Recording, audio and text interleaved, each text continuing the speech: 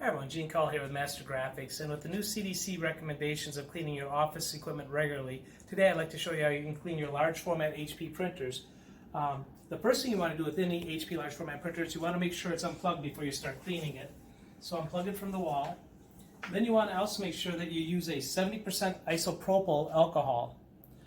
Grab a lint-free rag and then just moisten the rag. Do not over soak it. And you can start wiping down the machine. So make sure that you don't have any excess liquid going into any USB ports, keyboards, or the monitor. And just wipe it down effectively. And then you can also come back and you can wipe the power cord, make sure that that is effectively cleaned as well. Now you want to let this dry thoroughly before you do anything else, but what you also want to do is you also want to use some window cleaner, office window cleaner.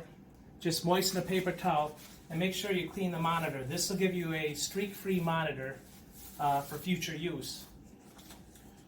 Then once everything is completely dry, you can plug the plotter back in and you're good to go. I would repeat these steps probably on a weekly basis, but if you have any questions, please feel free to give us a call at 1-800-873-7238. Thanks, have a great day.